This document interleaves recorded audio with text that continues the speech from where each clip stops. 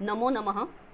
विद्यार्थ्यांनो, मागच्या तासिकेपासून आपण पद्य 2 उत्सवप्रिया देवभूमी याच्याबद्दल माहिती पाहतो आहे.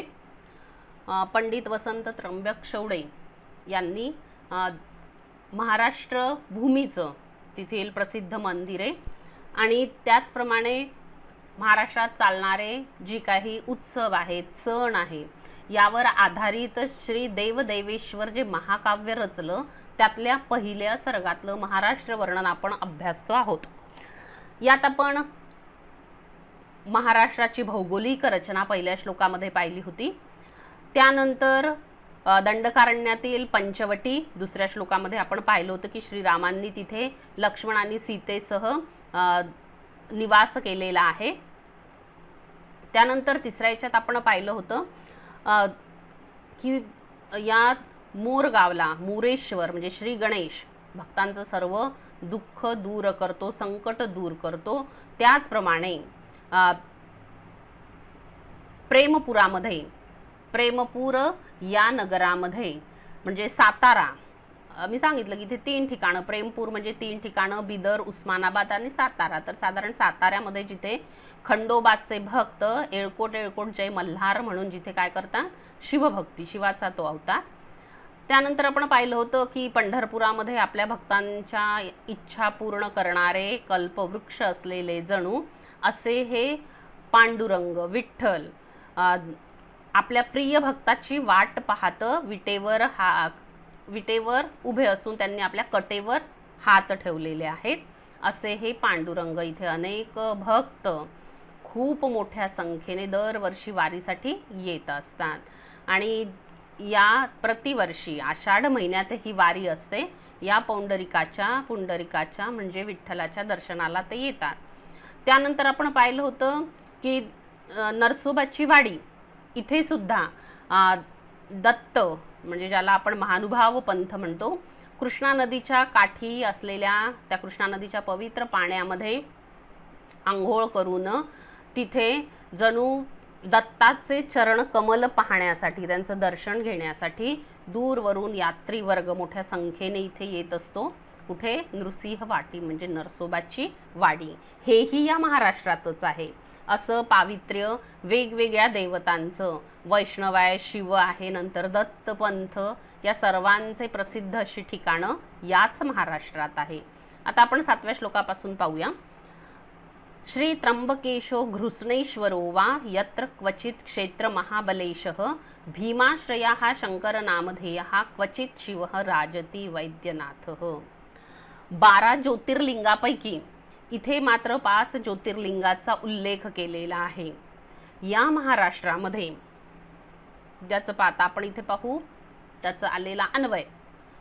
यत्र या ठिकाणी म्हणजे या महाराष्ट्रामध्ये क्वचित त्र्यंबकेशः कुठेतरी त्र्यंबकेशः म्हणजे शंकर, त्र्यंबक इथे असलेले शंकर त्र्यंबकेश, घृष्णेश्वर वा कुठे घृष्णेश्वर म्हणून क्षेत्र महाबलेशः, तर काही ठिकाणी महाबली या क्षेत्रात असलेले देव, तर कुठे भीमाश्रय शंकर नामधेय, भीमाश्रय भीमेचा आश्रय घेतलेल्या शंकराचं नाम धारण करणारे, तर क्वचित कुठे वैद्यनाथ शिव, परळी वैद्यनाथचे शंकर म्हणून या महाराष्ट्रात शोभून दिसतात. मग आपल्याला इथे पुस्तकात सांगितलेलं आहे पाहता इथे की आपल्या भारतवर्षामध्ये किती आहे, 12 ज्योतिर्लिंगानी म्हणजे 12 ज्योतिर्लिंग प्रसिद्ध आहे. कोणते कोणते? सौराष्ट्रे सोमनाथम च श्रीशैलेशे मल्लिकार्जुनम उज्जैन्याम महाकाल ओंकारम अलकेश्वरम. आता हे सगळं आपल्या महाराष्ट्रात. आता यापैकी आपल्या महाराष्ट्रात असलेलं त्यांनी सांगितलं परळी इथे वैद्यनाथ जे परळी वैजनाथ आपण ज्याला म्हणतो, डाकिन्याम भीमाशंकर, त्यानंतर दारुकावनामध्ये नागेश, त्र्यंबक गौतमी तटे आणि घृष्णेशमचे शिवालये. अशा प्रकारे या सगळ्या शंकराची लिंग याचा इथे उल्लेख केलेला आहे की ज्या महाराष्ट्रामध्ये कुठे त्र्यंबकेश तर कुठे घृष्णेश्वर, कुठे महाबलेश, तर कुठे भीमाश्रय घेतलेले शंकर नाव धारण केलेले, तर कुठे परळी वैजनाथचे शिव या महाराष्ट्रात शोभून दिसतात. शैवपंथीयांचं सुद्धा काय आहे, हे जणू तीर्थस्थान आहे असं हे महाराष्ट्र. यत्र आदिशक्ती ही क्वचित लक्ष्मी स्वरूपा. श्लोक पाहू आपण आता. महालसाख्यां क्वचित आदधाती यत्र क्वचित विंदती रेणुकाख्यां लक्ष्मी स्वरूपा क्वचित आदिशक्ती ही क्वचित भवानी तुलजा पुरस्था. आता पहा, आपल्या महाराष्ट्रात 3.5 शक्तींची पीठ आहे. शक्ती म्हणजे आदी माया, 3.5 पीठ आहे असं म्हटलं जातं. आता याच्यात 3 पीठ, मोठमोठी 3 पीठांचं वर्णन केलेलं आहे आणि अर्धपीठ म्हणून वणीच्या देवीचं वर्णन केलं जातं. आता इथे सांगितलं आहे यत्र, ज्या महाराष्ट्रामध्ये आदिशक्ती माया ही कुठे लक्ष्मी स्वरूपा, महालक्ष्मीच्या रूपांनी राहते, लक्ष्मी स्वरूपा. कोल्हापूरला काय आहे ती लक्ष्मी स्वरूपा. क्वचित तुलजा पुरस्था भवानी, तर कुठे तुळजापुरामध्ये ती भवानीच्या रूपाने. क्वचित महालसाख्याम आदधाती, तर कुठे ही नेवाशाला महालसा या नावाने राहणारी. क्वचित रेणुकाख्याम विंदती, तर कुठे माहुरामध्ये रेणुका असं नाव ती मिळवते. म्हणजे ही झाली तिची शक्तिपीठ.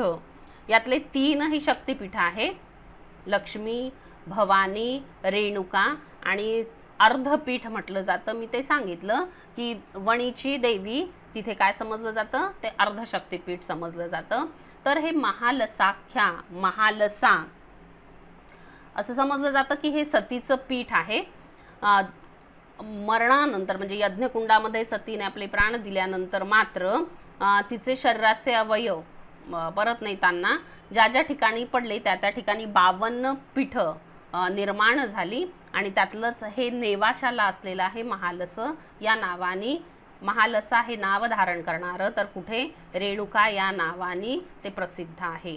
ज्या महाराष्ट्रामध्ये आदिशक्ती माया ही काही ठिकाणी लक्ष्मीच्या रूपाने, म्हणजे कोल्हापुरामध्ये लक्ष्मी रूपाने, तर कुठे तुळजापुरात भवानी या रूपाने, कुठे महालसा हे नाव प्राप्त करून, नेवाशामध्ये महालसा हे नाव प्राप्त करून, तर कुठे माहूरमध्ये रेणुका नावाने ती पूजली जाते. तिने रेणुका हे नावही मिळविलेलं आहे.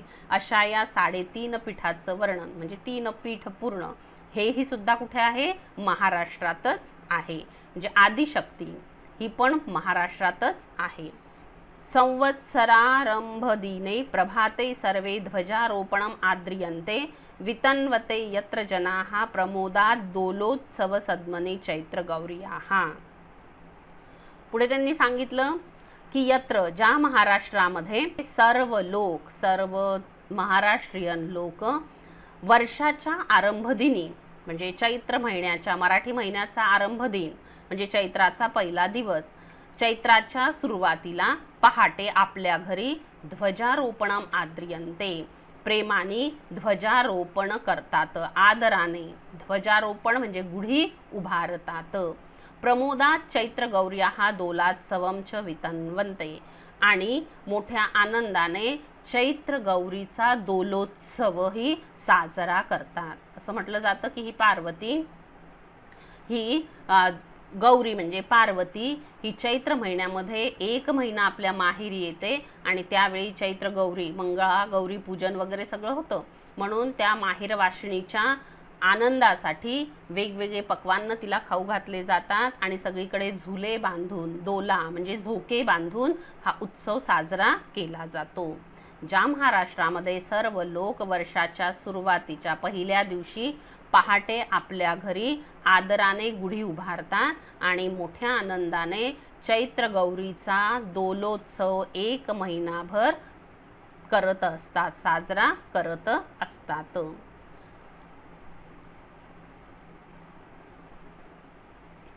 पक्षे सिते भाद्रपदे च मासे गृहे गृहे यत्र तिथौ चतुर्थ्यां प्रवर्तते मृण्मय मूर्ति पूजा महोत्सव सिद्धि विनायकस्य.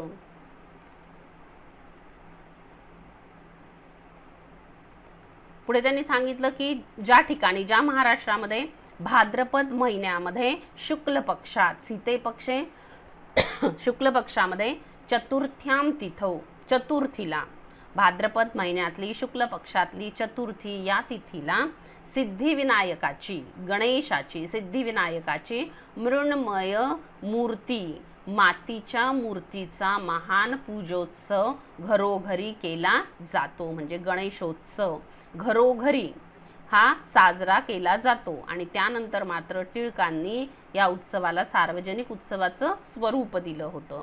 यत्र, ज्या महाराष्ट्रात भाद्रपद महिन्याच्या शुक्ल पक्षात चतुर्थीला किंवा चतुर्थी या तिथीवर सिद्धिविनायकाच्या मातीच्या मूर्तीचा पूजा महोत्सव मोठ्या आनंदाने घरोघरी होत असतो. म्हणजे गणेशोत्सवाला कुठे 1.5 दिवसाचा, कुठे 5 दिवसाचा, तर कुठे 10 दिवसाचा हा गणेशोत्सव घरोघरी साजरा केला जातो.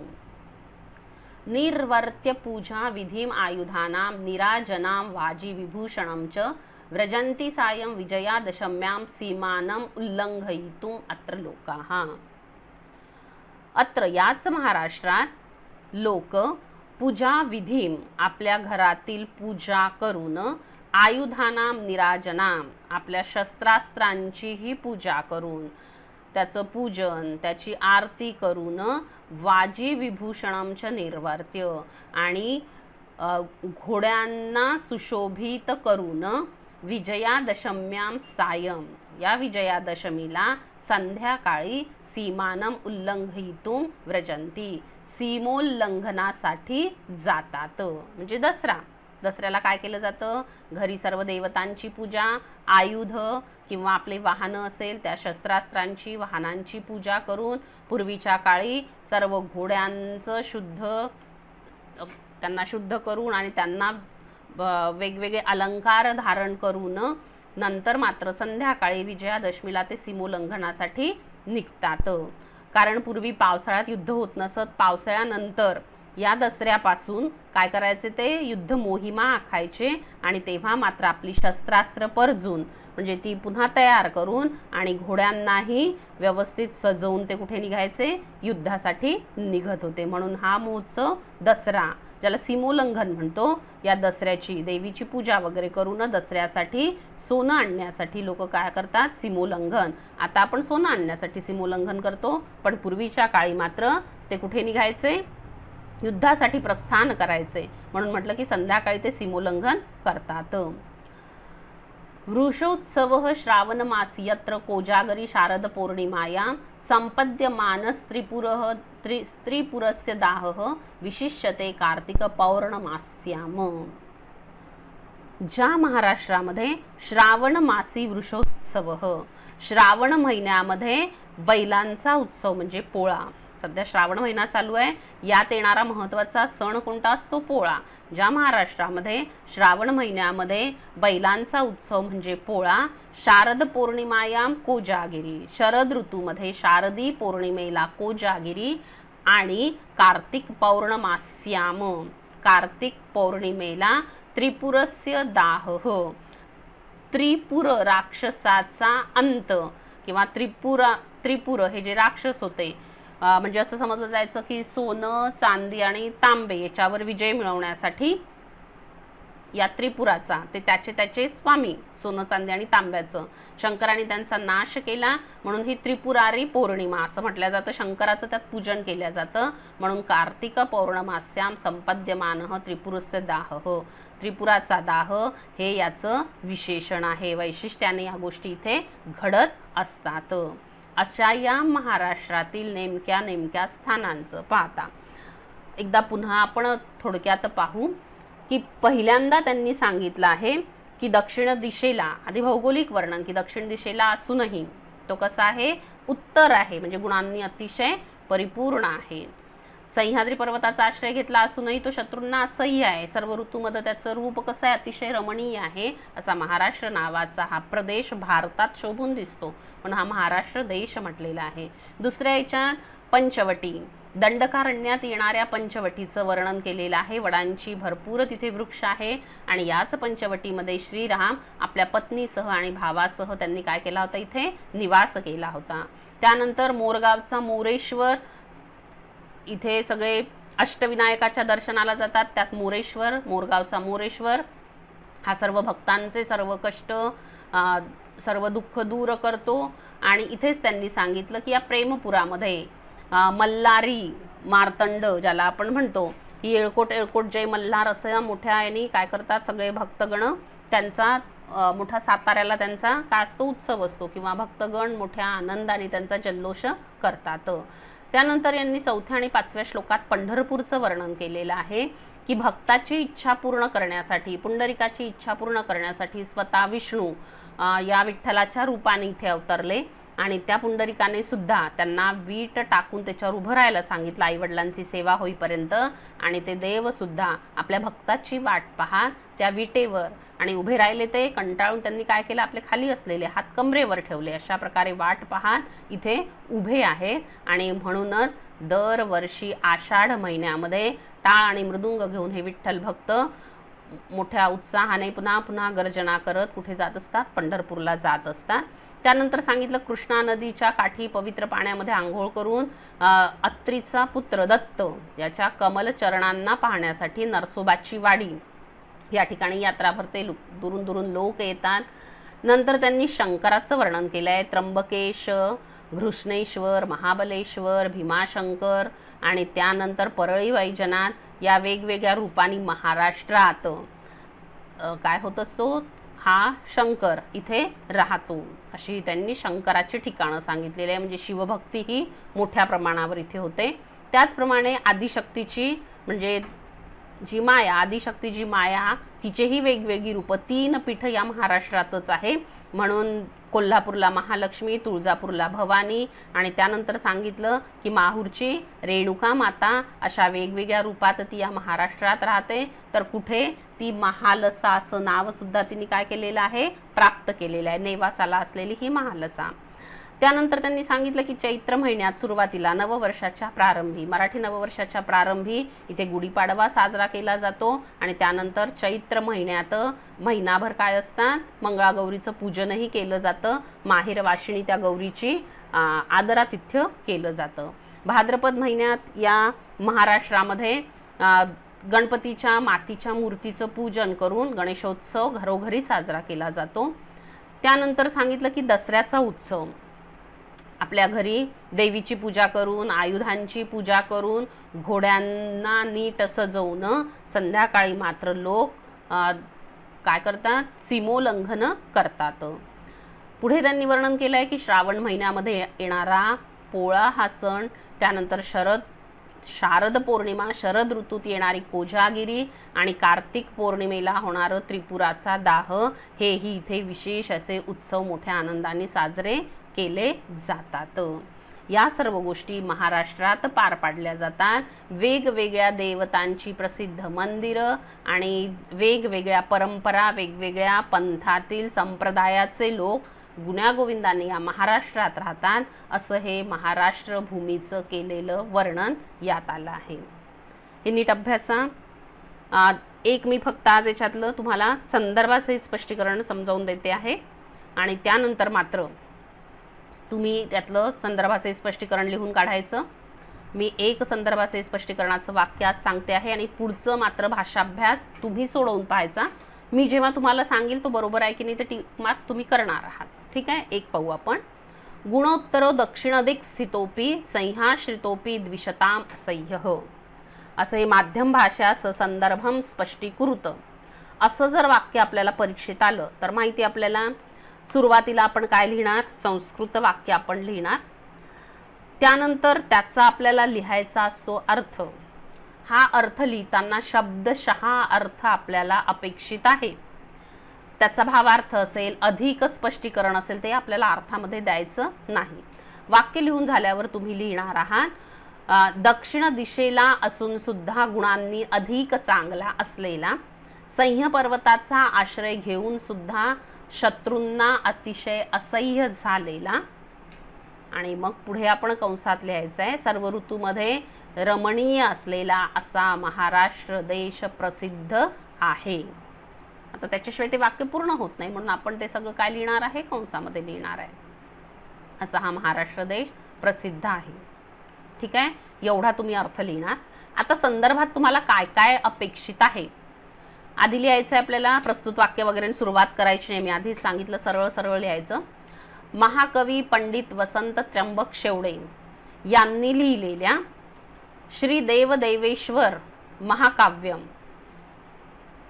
यातून प्रथम सर्गातून घेतलेल्या उत्सव प्रिया देवभूमी ही या पाठामध्ये काय काय लिहिलं आपण. कवीचं नाव लिहिलं महाकवी पंडित वसंत त्र्यंबक शेवडे. ठीक आहे ना. यांनी लिहिलेलं कोणतं महाकाव्य आहे. श्री देवदेवेश्वर महाकाव्य. 16 सर्गांनी युक्त असलेलं हे महाकाव्य त्यांनी लिहिलं. आता तुम्हाला वाटलं तर लिहू शकता की पुण्यामध्ये पर्वतीवर असलेल्या पेशवेकालीन श्री देवदेवेश्वर मंदिर प्रसिद्ध आहे, त्या मंदिराच्या निर्माणावर आधारित हे ऐतिहासिक महाकाव्य रचलेलं आहे. एवढं तुम्हाला कशात लिहायचं आहे, संदर्भामध्ये. शिवाय आणखीन तुम्ही लिहिणार आहे की त्यात आलेल्या या 16 सर्गांपैकी पहिल्या सर्गामध्ये महाराष्ट्राचं वर्णन आलेलं आहे आणि यामध्ये कवींनी काय केलेलं आहे, महाराष्ट्राचा भौगोलिक विस्तार सांगितलेला आहे. ठीक आहे ना, हे पहिल्या याचं. आणि नंतर लिहायचं आता याच्यात की 16व्या शतकामध्ये महाराष्ट्रामध्ये जे जे काही प्रसिद्ध मंदिरं होते, तिथली जी देवता होती, त्याचप्रमाणे महाराष्ट्रात वेळोवेळी पार पाडले जाणारे सण आणि उत्सव या सर्वांचं कवींनी मोठ्या अभिमानांनी यात वर्णन केलेलं आहे. आधी सुरुवातीला त्यांनी भौगोलिक वर्णन केलेलं आहे की तसा महाराष्ट्र प्रदेश भारतामध्ये दक्षिणेला येतो, पण ते वर्णन करताना सांगतात की दक्षिण दिशेला असून सुद्धा हा गुणांनी उत्तर आहे, म्हणजे तो अधिक चांगला आहे, सर्वांमध्ये तो अधिक चांगला आहे. त्याच्या पश्चिमेला काय आहे, सह्याद्री पर्वत आहे. या सह्य पर्वताचा आश्रय घेतला असून सुद्धा तो कसा झालेला आहे, त्याच्या शत्रूला, त्याचे जे शत्रू आहे त्यांना तो असह्य आहे, म्हणजे शत्रू सहजासहजी याच्यावर विजय मिळवू शकत नाही, त्यांना अनेक संकटांचा सामना करावा लागतो. शिवाय महाराष्ट्रीयन लोक कसे असतात, कणखर असतात, म्हणून सहजासहजी शत्रू त्यांच्यावर आक्रमण करून विजय मिळवू शकत नाही, कारण शिवाजी महाराजही याच प्रदेशात होऊन गेले. सर्व ऋतूमध्ये 6ही ऋतूमध्ये ज्याचं रम्य रूप असतं. आता ऋतू आपल्याला 6 माहिती आहे आपल्याला. वसंत आहे, ग्रीष्म आहे. ठीक आहे ना, वसंत, ग्रीष्म, त्यानंतर वर्षा, नंतर आहे शरद, हेमंत, शिशिर असे ऋतू असतात. म्हणून सर्व ऋतूंमध्ये अतिशय रमणीय रूप असलेला असा हा महाराष्ट्र या नावाने प्रसिद्ध असलेला प्रदेश आहे, ही भूमी आहे. या महाराष्ट्रामध्ये वेगवेगळ्या देवतांची पूजा आणि वेगवेगळ्या धर्म संप्रदाय पंथांचंही एकत्रित संमेलन आहे किंवा एकत्रित मिलन झालेलं आहे. एवढं कशात लिहिणार तुम्ही, स्पष्टीकरणात लिहिणार. आता वैशिष्ट्यामध्ये तुम्हाला काय लिहायचं आहे, इथे मात्र शब्द चमत्कृती काय लिहायचं आहे, शब्द चमत्कृती. कोणती शब्द चमत्कृती साधलेली आहे त्यांनी, दक्षिणेला आहे पण तरी तो उत्तर आहे. हा शब्दांचं काय साधलं आहे त्यांनी, शब्दांची चमत्कृती साधलेली आहे. विरुद्ध शब्दांनी याच्यात काय आणलेलं आहे त्यांनी, अधिक रमणीयता. तो सह्य पर्वताचा आश्रय घेतो पण शत्रूंना असह्य आहे, सह्य आणि असह्य हा सगळा शब्दांचा खेळ त्यांनी अतिशय रंजकपणे इथे मांडलेला आहे. म्हणजे याच्यावरून आपल्याला काय दिसून येतं, त्यांचं चातुर्य. शब्द जोड्यांनी ते काय करत आहे, महाराष्ट्राचा गौरव करत आहे. शब्द सौष्ठव हा गुण त्यांचा याच्यातून दिसून येतो आणि कल्पना सौंदर्यही यातून स्पष्ट होतं. तसंच अजून काय लिहायचं आहे आपल्याला, हे जे वैशिष्ट्य आहे या श्लोकापुरतं, पण बाकी लिहायचं आहे की त्यांची वर्णन करण्याची शैली कशी आहे, सरळ आणि रोचक आहे. आणि याचं वृत्त आहे उपजाती. आणि याचा या काव्यातून त्यांना महाराष्ट्राबद्दलचा सार्थ अभिमान वाटतो हे स्पष्ट होते किंवा त्यांचा महाराष्ट्राबद्दलचा अभिमान यातून दिसून येतो. एवढं सगळं वैशिष्ट्यात लिहायचं आहे. आणि मग जो जो जो श्लोक विचारला जाईल, ज्यातलं ज्यातलं असेल त्यातलं त्यातलं काय लिहायचं आहे तुम्हाला, वैशिष्ट्य लिहायचं आहे. ठीक आहे ना. एक मी सांगितलं हे लिहून पहा तुम्ही, हे कळलं पाहिजे आपल्याला, आलं पाहिजे, लिहिता आलं पाहिजे. संदर्भ वैशिष्ट्य बदलत नाही, अर्थ बदलतो आणि त्यानुसार थोडंसं स्पष्टीकरण, त्या श्लोकाचं स्पष्टीकरण पूर्ण करायचं. जो प्रदेश जी देवता आली असेल त्या सर्वांचं वर्णन करायचं आहे. ठीक आहे, घाई होणार नाही, या दृष्टीने आपण इथे थांबू. तुम्ही मात्र पुढल्या तासिकेच्या आधी हा भाषाभ्यास पूर्ण सोडवून पहा, काय समजलाय काय नाही तर, आणि मी जेव्हा याची उत्तरं सांगेल तेव्हा ती बरोबर आहे की नाही तर तेवढी टॅली करायची. इथे आपण थांबू. पुनः मिलामः.